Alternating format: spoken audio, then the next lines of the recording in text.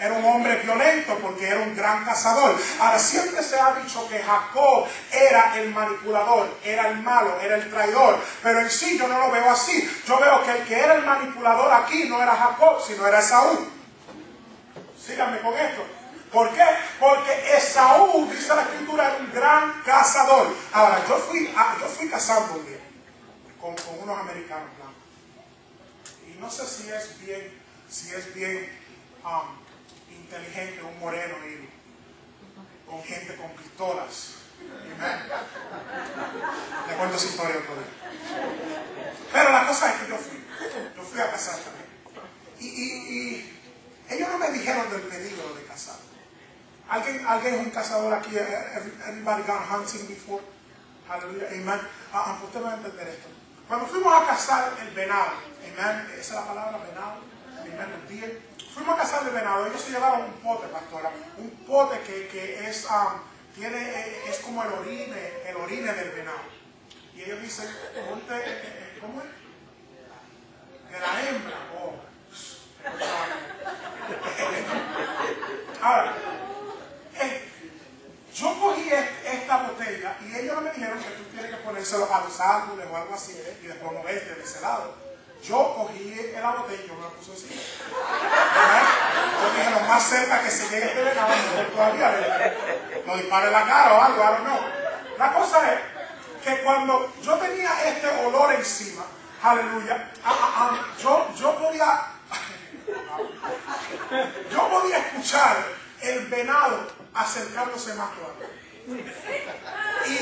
Y estos hermanos míos americanos, amen, me miran y me dicen, ¿por qué tú hueles así? Porque yo me eché el orine encima para que ellos se acerquen. Y ellos se alarmaron y se asustaron porque dijeron que era un peligro, porque ahora lo que va a suceder es que ellos me van a seguir a mí creyendo que yo soy la hembra.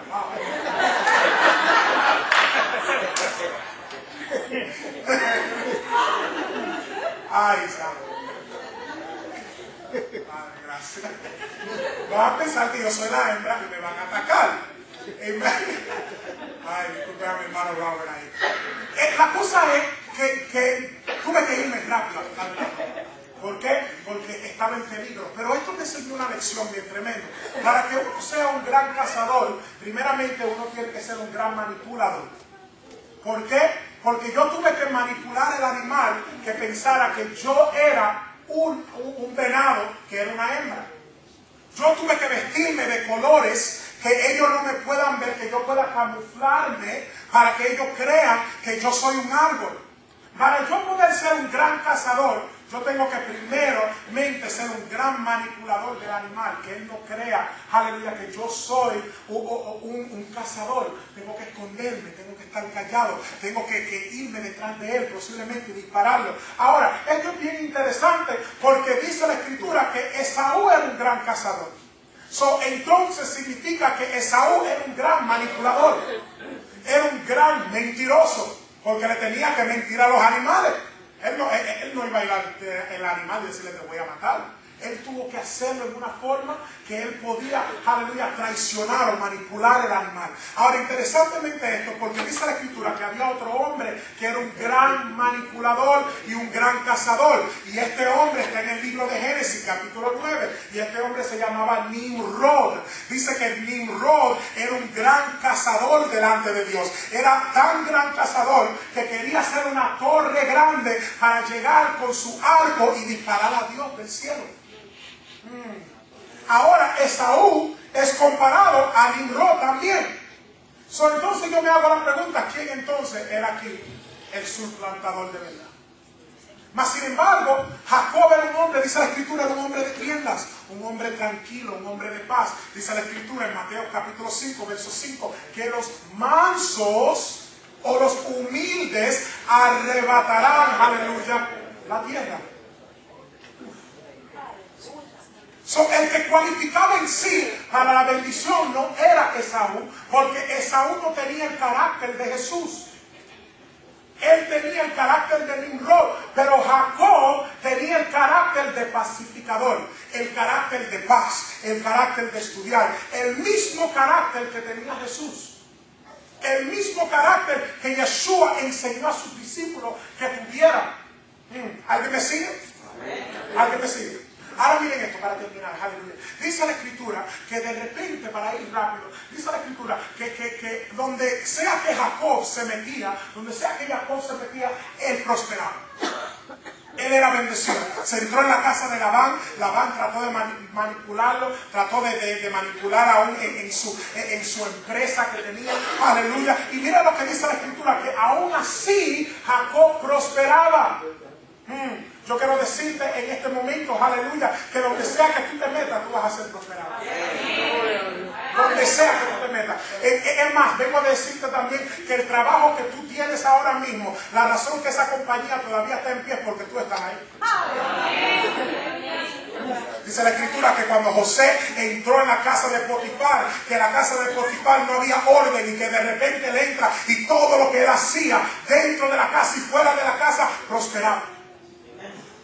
Entró en la casa aún del faraón entró aún en la prisión y en la prisión prosperaba.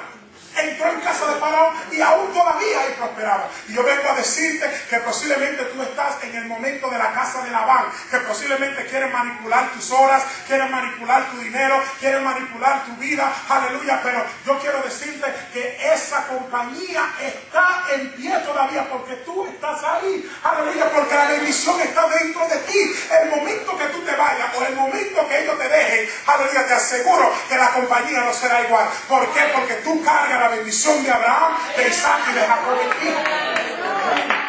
¿Alguien me sigue? Ahora, Labán, aleluya, quería manipular a Jacob. Jacob prosperaba en todo. Llegó un momento que Jacob se hizo tan próspero que salió de ahí con su familia, con sus hijos. Pero mire lo que sucede. De repente llega un momento, y aquí acabo, mire, yo hasta mi Biblia, varón. Aleluya. Dice la Escritura que llega un momento donde Esaú está ya siguiendo. Mire la manipulación. Y mire como el gran cazador, aleluya, quiere matar a su propio hermano. Porque no entendió el punto del reino, que la bendición le pertenecía a su hermano. Aleluya. Ahora, él va a seguirlo, Robert, check this out. Va a seguirlo para matarlo. Y mire lo que dice la Escritura en el verso, aleluya, 25 en adelante, a mi verso 34. Dice que cuando Esaú va a ir a matar a Jacob, de repente sucede lo siguiente. Se aparecen mensajeros. La palabra mensajero en hebreo es la palabra malach o malachim, que también es la misma palabra para ángeles. Lo que se apareció en ese momento no fueron cualquier hombre. Lo que se apareció en ese momento para cuidar a Jacob fueron ángeles de Dios. El ángel de Yahweh acampa alrededor de todo aquel que le teme y él lo defiende. Y dice la Escritura que los malachim se aparecieron hacia donde Jacob y comenzaron a hablar con Jacob y le dijeron: nosotros vamos a hablar con Esaú. Fueron y hablaron con Esaú, y cuando hablaron con Esaú, Esaú todavía tenía en su mente que quería matar a su hermano. Pero de repente los malachim, los ángeles, regresan, estos mensajeros regresan a Jacob. Y voy rápido para que entiendan el punto. Llegan donde Jacob y Jacob le dice: no podemos solucionar este problema. La única forma que podemos solucionar esto es si yo les mando riquezas. Dice que Jacob puso 3 caravanas llenas de riquezas, llena de animales, llena de oro, lleno de comida, y se lo mandó a ellos. Cuando Esaú iba a matar, aleluya, iba a matar a su hermano, cuando llegan los mensajeros le dicen: mira, tu hermano te manda esto para que te aguante.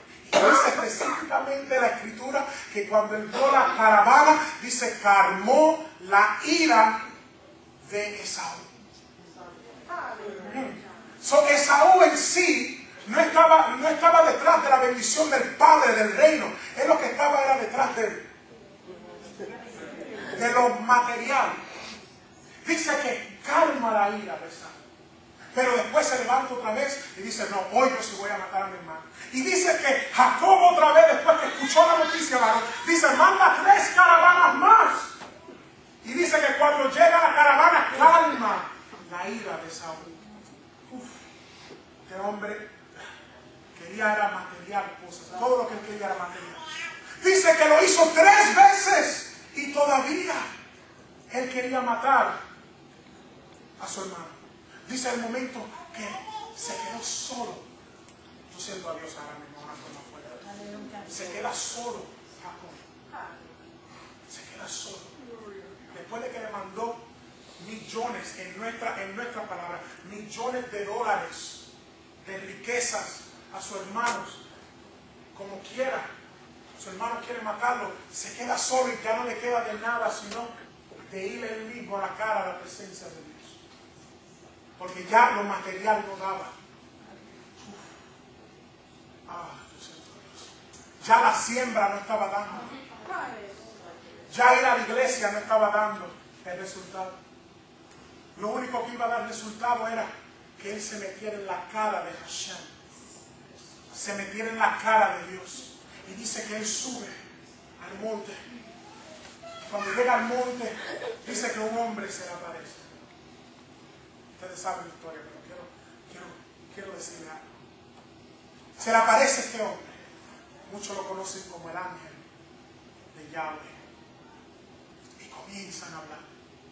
Y de repente, Jacob, que ya no tenía nada, no le quedaba de otra, ya que él trató todo, ya que trató todas las tácticas, ya que trató toda la ayuda, ya que trató todo lo que podía hacer para tratar de bendecir su familia, para tratar de aún bendecir la congregación, no le quedó de nada, pero pelear.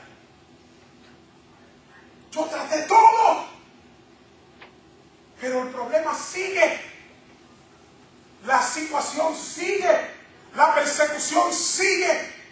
La enfermedad sigue, el problema sigue. Y he tratado todo y todavía está ahí. Y lo último que hizo fue que peleó con el ángel. Eso era lo único que él sabía hacer. Era pelear. Porque desde su vientre, de la madre del vientre, aleluya, él peleaba. Eso es lo único que él conocía.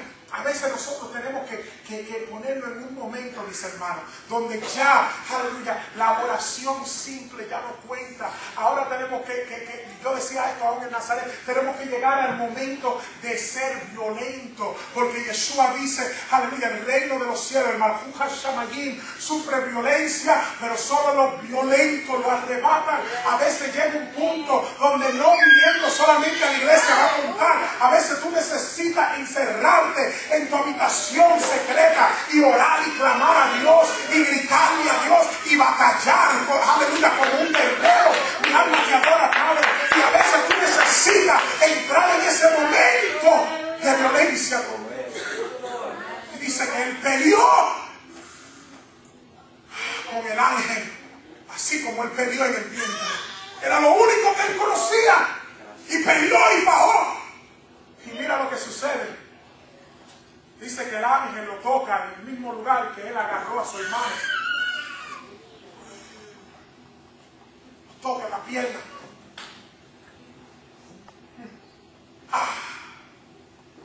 Le saca la cadera del lugar.